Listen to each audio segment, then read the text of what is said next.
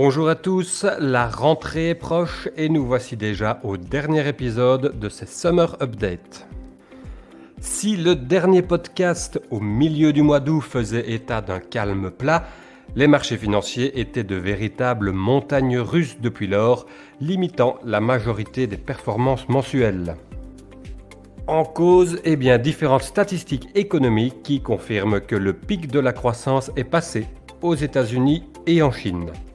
Et même si le taux de croissance reste tout à fait décent, visualiser l'impact économique de la propagation du variant Delta ou des difficultés logistiques a déclenché quelques prises de bénéfices.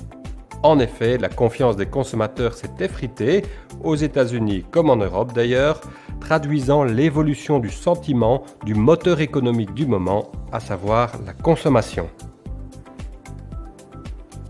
Et d'un autre côté, d'autres actualités ont donné un regain d'optimisme, comme l'approbation du vaccin Pfizer-BioNTech pour les plus de 16 ans aux États-Unis, la première validation en la matière.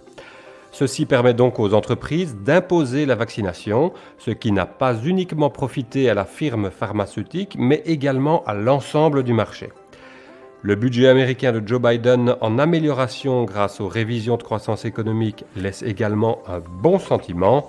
Et last but not least, ce vendredi, l'allocution du président de la Fed à l'issue du symposium du Jackson Hole, qui s'est tenu en vidéoconférence cette année, elle a été très bien accueillie puisqu'il n'a pas été question de fin des achats d'actifs.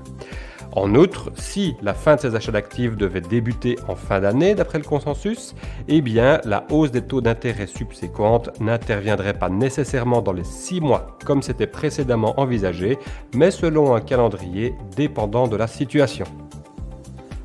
Du côté chinois, dans la foulée des mesures pour lutter contre l'abus des données privées ou encore les écoles privées, ce sont à présent les secteurs du luxe et de la technologie qui ont subi les déclarations des autorités jugeant les inégalités trop importantes dans la société chinoise, ce qui a affecté le secteur du luxe, et ciblant également l'évasion fiscale, ce qui a affecté cette fois les technos.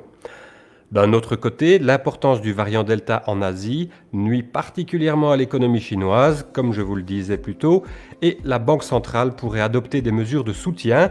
Cette logique a stabilisé la bourse chinoise en fin de mois. La triste situation en Afghanistan n'a pas eu un impact significatif jusqu'à l'attentat de jeudi dernier qui a stimulé les valeurs refuges. Comme vous le voyez, l'activité repart sur les places financières mondiales et ce format de Summer Update devient un peu exigu pour pouvoir aborder l'ensemble des actualités. Je reprendrai donc le podcast traditionnel Eco Weekend dès la semaine prochaine. Et d'ici là, je vous souhaite une excellente semaine.